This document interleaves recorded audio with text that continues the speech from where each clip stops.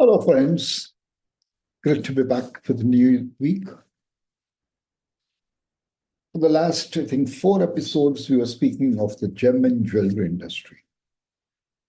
And I've got quite a few calls from, well, not only from India, but from offshore companies also on some of the things that I spoke about. But the best was when a very dear friend who is in the gem and jewelry industry, in the retail industry, retail gem and jewelry industry, called me up and then asked me to get onto a video call with his son, who is going to be joining the business come March or April, as soon as he finishes his studies. Okay. So he called me up to introduce me to his son, saying that he's going to be taking over the reins very soon. The father is not retiring completely right now, okay? And to give him some gyan on what he should be doing. Naturally, since he's getting into the gem and jewelry business, and this phone call, video call came right after my episodes on the same, I spoke to him on various topics, all pertaining to the industry, on what he should be doing, what is the natural diamond and the lab-grown diamond scenario, how to balance it, and blah, blah, blah, various things. But the best shot came when, after hearing everything, and he did ask me a lot of questions, but after hearing everything, while signing off, the son made a request to me. He said, I've heard some of your episodes on leadership and self-development and about startups. He wanted some advice on whether or not he can become a leader. My son, you can become a leader.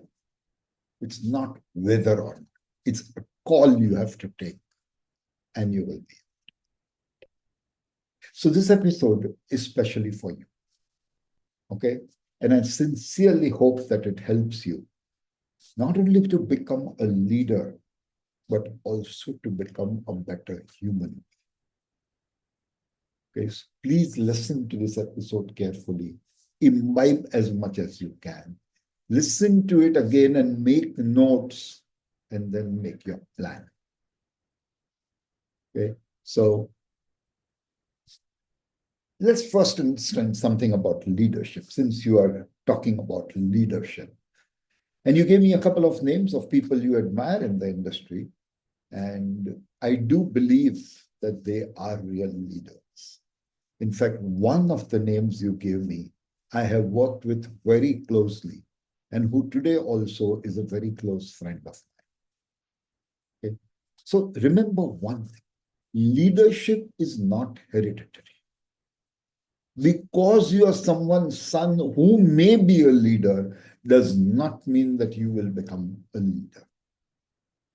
Okay, so it is not hereditary. Yes, you're stepping into your businesses because that's your father's business, it becomes yours. But leadership is not something that you can give in the genes or give as a hereditary token, as a heirloom to carry on to the next generation. Leadership is not something you're born with. Leadership is something that you develop. People start developing leadership at various ages. I know some 5 and 6-year-old kids who are true leaders even at that age. Okay? So leadership is not something you're born with, okay, but it is something that you develop. And you have to develop that, you have to acquire and adopt the right skills. So this episode is going to be about what kind of skills you need to develop. Okay. I'm going to give you a dozen skills that I think I've shortlisted them. I'm going to give you a dozen skills that I think you should be addressing now and continue doing so. You still have 3 months to prepare before you walk into the shop. As I said on my episode, you should start as an employee, but that's your call, your family. Okay, but I'm giving you this dozen tips on how to become a great leader. First and foremost, most important is always be authentic. Come as who you are. Don't come as somebody else. And highlight all your strengths, not by telling people what your strengths are, but by your actions. And improve on your weaknesses. Don't tell me you're perfect. So improve on it. The second important point is always be curious, especially in today's world where things are changing so rapidly.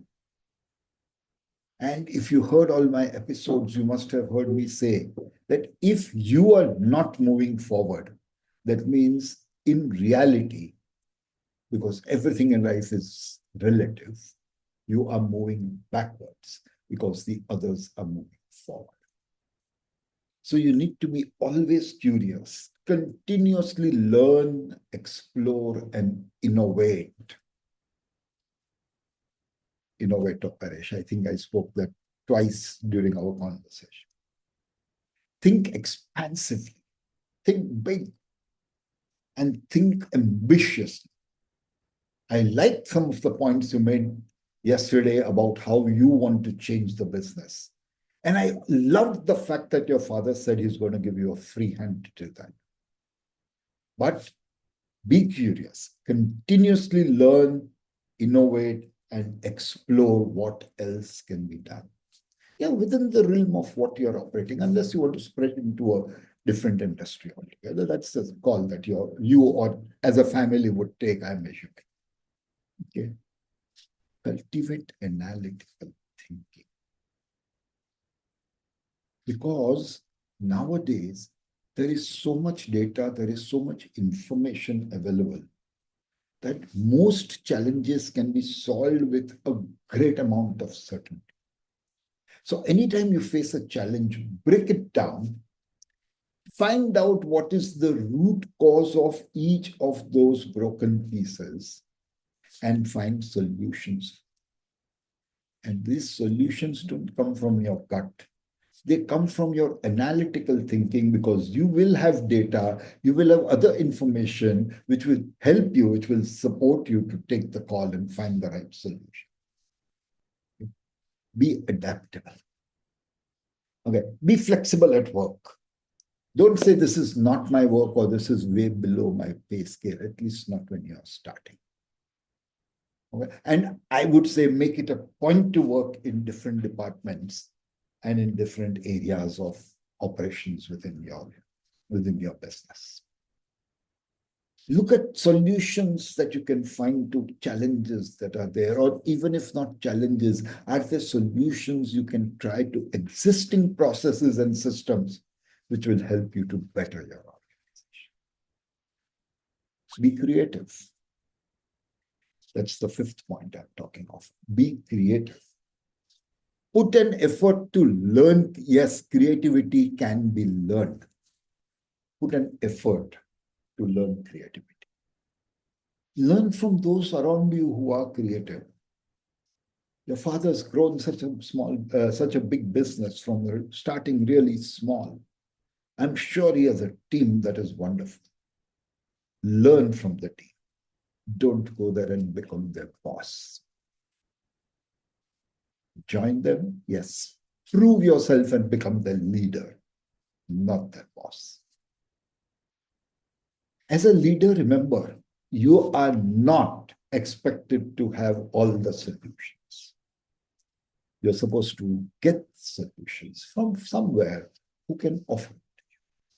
But what is very important as a leader is to create a culture within your organization where creativity thrives.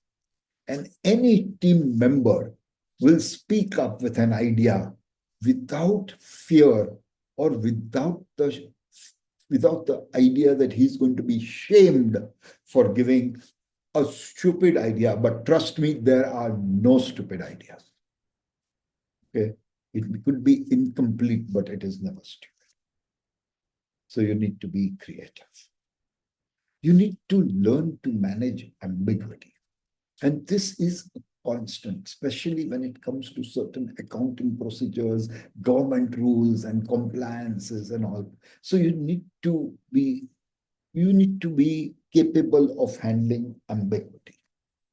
Okay. And one way of doing this is deal with varied and conflicting ideas.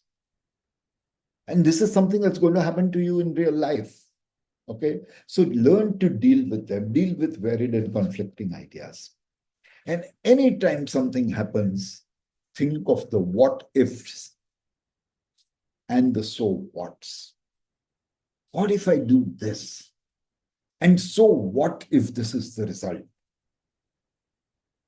Always think of that. That will make you manage ambiguity way better.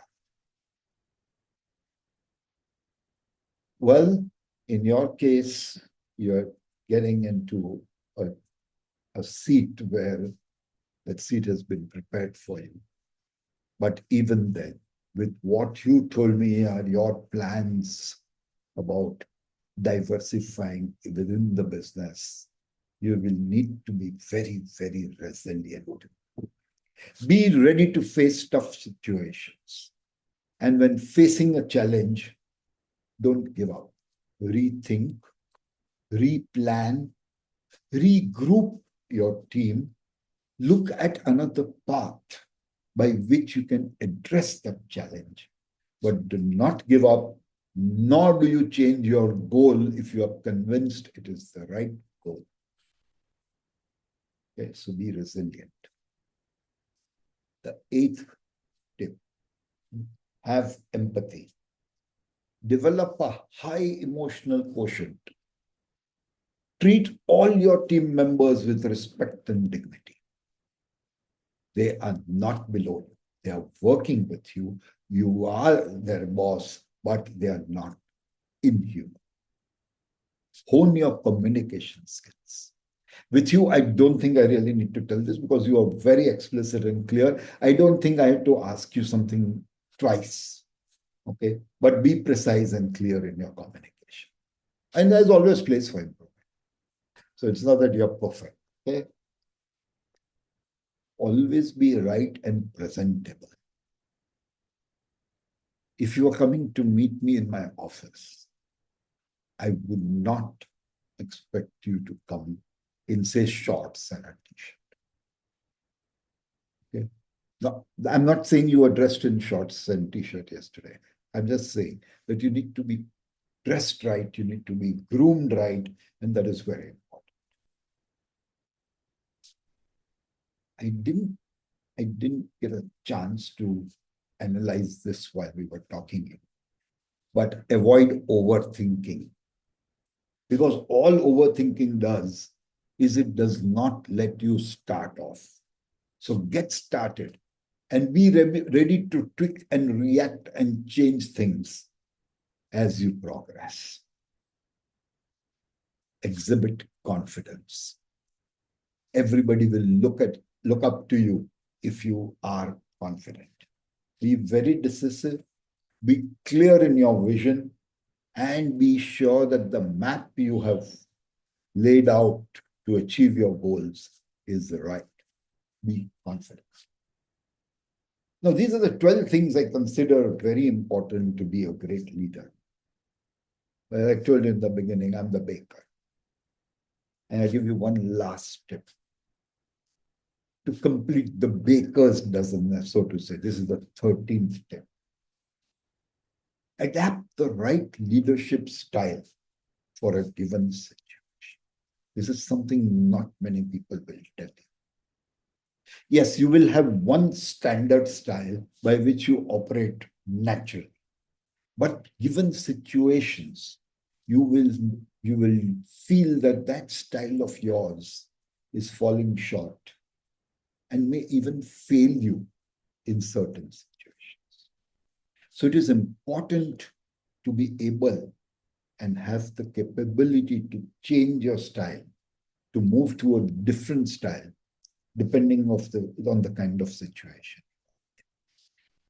And I'll just list quickly some of the styles that I can think of.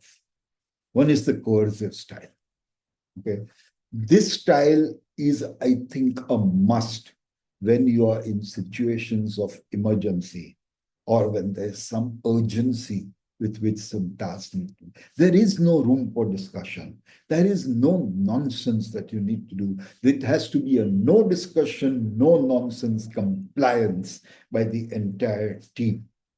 And that is a great style of leadership in that situation, though normally not authoritative. When pushing your team and propelling them towards your vision and goal, okay, there some discussions should be welcome. Not only are welcome, should be welcome. Okay, and there are suggestions that will come from people. Analyze them. It's just that you don't have to say everything I say is right, but you are the one who will take the final call. You are the authoritative figure. Okay, you are the boss, and you take the final. The third style is pace setting. This is when you're working with competent, motivated teams, but there are deadlines and targets that you need to match. In such a situation, that pace setting attitude of the leader is very important. Okay, especially when precision and accuracy are required and time is of critical essence. You have deadlines. Affiliative. This is great, and you should be starting with this because you might already know the team since you've been going to your dad's office to whatever, eat samosas or whatever it is. But you said you're going quite a few times. So you might know a lot of people there. But otherwise, when you're working with new teams, you need to be affiliative. Okay, because you're required to build bonds and relationships. So that's another style. And then you have the democratic style, where you're working with a known, motivated, and trained team. Okay, otherwise the democratic style cannot work. When you're working with a known, motivated, and a trained, competent team, okay, you can be democratic. And we all know what democratic means. Suggestions are welcome, discussions are welcome, blah, blah, blah. And then you have the coaching style. This is especially important when you're working with new teams, or even if you're working with existing teams whose jobs have been switched or reversed, or you have been regrouping and reassigning tasks to them. So with respect to all these styles, I personally believe that the last two, democratic and coaching, and a combination, a balance of those two is the best style to have on a regular basis. But as I said, it will fail you sometimes. You need to adapt a different style at that time. Whenever the necessary demands, when the situation demands it, please go ahead and do it. Do not let the situation get over you. So these skills and tips that I just gave you, I'm sure will help you to exude confidence, to make your presentation style better, to be more emphatic. And it will help you to train yourself to be more efficient, to overcome overthinking, and most of all, become a better human. That last one, become a better human, is a key ingredient to being a great leader. I hope this has helped you. And if it has helped you, please message me, call me, whatever. And any questions, please do feel. Anybody else also has any questions? I see that this episode is directed to that one person I met on Saturday, but any questions from anybody are most welcome. And yes, I have responded to all the queries that are raised.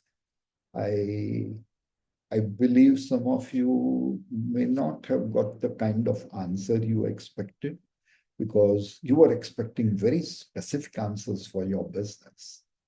And as I said, that will become a part of my consultancy. That's not something that is specially for. Okay. Thank you. Have a great day. Hoping to hear from all of you. And let's look forward to the next episode.